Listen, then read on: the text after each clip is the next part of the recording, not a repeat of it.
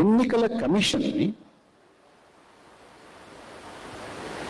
ఎలా నియమించాలి అన్న దాని మీద కొన్ని మార్గదర్శకాలు సుప్రీంకోర్టు ఇచ్చింది. సుప్రీంకోర్టు మార్గదర్శకాల్లో ఒక ముఖ్యమైనటువంటి మార్గదర్శక సూత్రం ఏమిటంటే, ఎన్నికల కమిషనర్లని, చీఫ్ ఎలక్షన్ కమిషనర్ని నియమించేటప్పుడు ఆ కమిటీలో సుప్రీంకోర్టు చీఫ్ జస్టిస్ కూడా, భారత ప్రధాన న్యాయమూర్తి కూడా అందులో సభ్యుడుగా ఉండాలి అనేటువంటిది ఒక మార్గదర్శకం. దాన్ని ఈ ప్రభుత్వం, ఇప్పుడున్నటువంటి ప్రభుత్వం ఆ వేళ 23లో 24లో అప్పటికప్పుడు అమెండ్మెంట్ చేసి సుప్రీంకోర్టు ప్రధాన న్యాయమూర్తిని ఆ కమిటీ నుంచి తొలగించి ప్రధానమంత్రి నియమించినటువంటి ఒక మంత్రి, ప్రతిపక్ష నాయకుడు, ముగ్గురితోటి కమిటీ ఏర్పాటు చేశారు. అంటే ఆ కమిటీలో గవర్నమెంట్ మెజారిటీ 2-1. అది ఆఖరి నిమిషంలో పెద్ద జాబితా ఒకటి ఇచ్చి ఇవందరినీ కన్సిడర్ చేస్తున్నానంటే ఆవేళ ఉన్నటువంటి ప్రతిపక్ష నాయకుడు, ఇదేంటి ఇప్పుడు ఇస్తే ఇన్ని పేర్లను ఎక్కడ చూసుకోవాలి, ఇన్ని పేర్లు, వీటిని ఎలా నేను, ఎవరు వీళ్ళు, ఏంటి వీడు పూర్వాపరాలు ఏంటి, వీడు మంచి చెట్లు ఏమిటి అని ఇప్పటికప్పుడు నేను ఎలా ఎంక్వైరీ చేసుకోవాలి, నాకు కుదరదు చెప్పి ఆయన ఆ కమిటీలో మీటింగ్ నుంచి వాకౌట్ చేశారు. సో మిగిలింది ప్రధానమంత్రి, మంత్రి గారు, వీళ్ళిద్దరూ కలిసి అపాయింట్ చేశారు. అంటే ఒక ప్రభుత్వ శాఖకి అధిపతిని ఎలా నియమిస్తారో అలాగే ఎన్నికల కమిషన్ని నియమించారు. పురిట్లో సందు కొట్టింది చూడండి, అక్కడ కొట్టింది అనొచ్చు కొంతమంది. మరి ఇదే కూడా అలాగే చేసేవాళ్ళు, ప్రభుత్వం చేస్తే కమిటీ కూడా ఉండేది కదండి. కమిటీ కూడా లేకపోయినా ప్రభుత్వమే నియమించినా మనకి టిఎన్ శేషన్ ఉన్నారు, ప్రభుత్వం నియమించింది, పెద్ద పుల్ల వ్యవహరించాడు ఆయన. రాజకీయ పార్టీలు హలెత్తిపోయేవి. ఇది ఎన్నికల సంఘం, భారత ప్రభుత్వం అని కాదు, ఇది భారత ఎన్నికల సంఘం అన్నాడు ఆయన.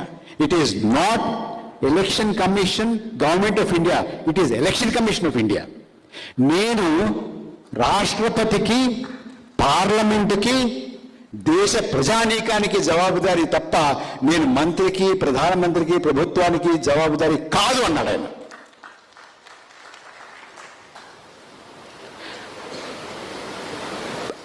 అభ్యర్థులు, పార్టీలు హర్రెత్తిపోయేవాళ్ళు. ఓకే, వీళ్ళని ప్రధానమంత్రి, మంత్రి ఉన్నటువంటి కమిటీ నియమిస్తే నేను ఏమనుకోనంటే 10 రోజులు ఆగుదాం, వీళ్ళు కూడా శేషంలో తయారవచ్చేమో, మీకే కూర్చుంటారేమో మోడీకి అనుకున్నాను. నేను కూడా అమాయకుడు నేనుండే అనుకున్నాను నేను. కానీ 2024 ఎన్నికలకు ముందు డాక్టర్ గారు అకస్మాత్తుగా ఒక ఎన్నికల కమిషనర్ రాజీనామా చేశారు. ఎందుకు చేశారు వాళ్ళకు కూడా తెలియదు, వీ డోంట్ నో. రాజీనామా చేశారు. గబగబా ఆగభాగాల మీద 2 ఎన్నికల కమిషన్ని నియమించేశారు. ఈ కమిటీ నియమిస్తే వీళ్ళు నియమించబడినటువంటి 2 రోజులకే 3 రోజులకో ఎన్నికల షెడ్యూల్ని అనౌన్స్ చేశారు. 7 దశలుగా ఎన్నికల షెడ్యూల్ని, ఇక్కడేమో ఒకే ఫేజ్ పోలింగ్, అక్కడ 2 ఫేజులు పోలింగ్, ఇక్కడ 3 ఫేజులు, ఇక్కడ 4 ఫేజులు, ఇక్కడ 5 ఫేజులు, ఇక్కడ 6 ఫేజులు, ఈ రాష్ట్రంలో 7 ఫేజులు, పెద్ద ఈ ఒక్కొక్క రాష్ట్రంలో ఇక్కడ ఈ ఒక ఫేజ్లో 3, ఒక ఫేజ్లో 4, ఒక ఫేజ్లో 5, ఒక ఫేజ్లో 6, ఒక ఫేజ్లో 7 ఇట్లా చేశారు. ఎంత పెద్ద ఎక్సర్సైజ్ అంటే 24 గంటలు 48 గంటల్లో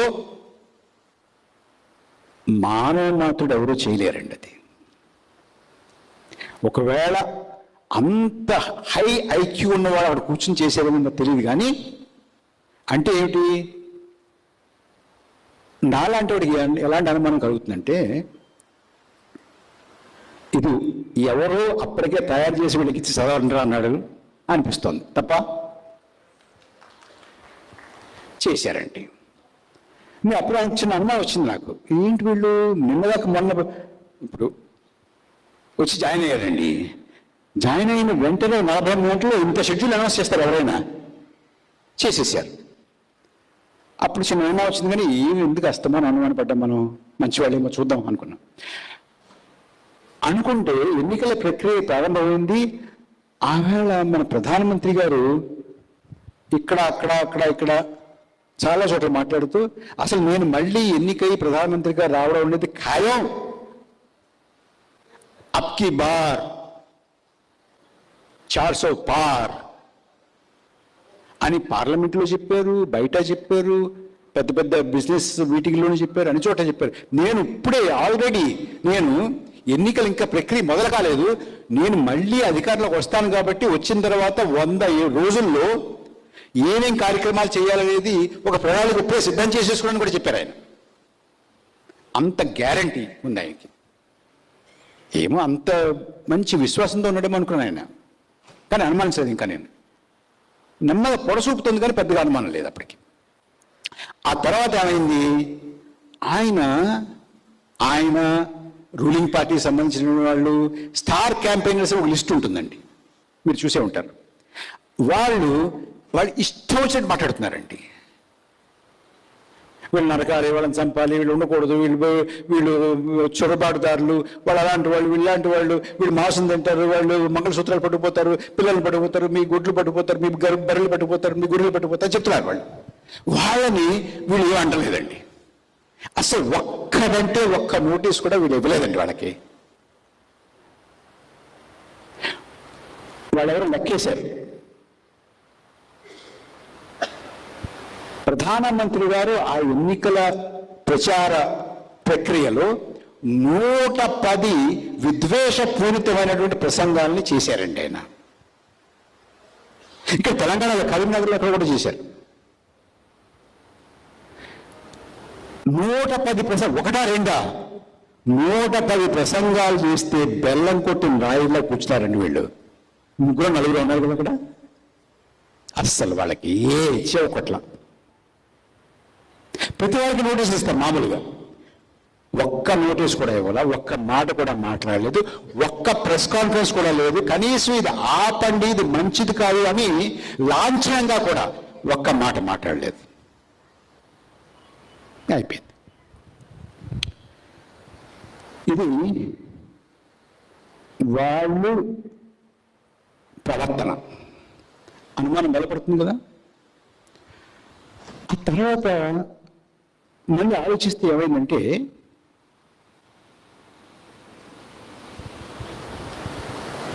ఆంధ్రప్రదేశ్ ఉందనుకుందాం. ఆంధ్రప్రదేశ్లో 25 సీట్లు అండి. ఒక్క ఫేజ్ ఎలక్షన్ అండి, ఒకటే ఫేజ్, ఒకే రోజు, మొత్తం 25 స్థానాలకి ఒక్క రోజు. ఒడిషా అండి 21 అండి, ఆంధ్రప్రదేశ్ కన్నా తక్కువ అండి. 4 ఫేజెస్ అండి, 4. తమిళనాడు డాక్టర్ గారు 39 స్థానాలండి. 39 స్థానాలకి ఒకే రోజు పోలింగ్ అండి. ఒకరోజు సింపుల్ తెరిచేశారు. బీహార్ 40 స్థానాలు, ఒకటే ఎక్కువ అండి. 7 ఫేజులు అండి. బెంగాల్ 7 ఫేజులు అండి. యూపీ 7 ఫేజులు అంటే అర్థం ఉంది, 50 స్థానాలు.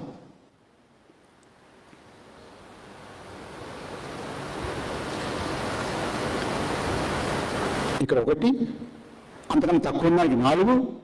మధ్యప్రదేశ్లో ఒకటి ఉంటుంది, బీహార్లో ఒకటి ఉంటుంది, బీహార్లో ఒకటి ఉంటుంది, మహారాష్ట్రలో ఒకటి ఉంటుంది, మహారాష్ట్రలో ఒకటి ఉంటుంది, హర్యానాలో కూడా ఉంటుంది. మరి వీళ్ళు వెళ్ళాలి కదండి పాపం. ఒకే రోజు పెడితే ఎలా కుదురుతుందండి? అంచేత అలాంటి కారణాలు ఏమన్నా ఉన్నాయా అని అనుమానం అండి నాకు, అంతే. మరి అది ఎవరు చెప్పాలి మనకి?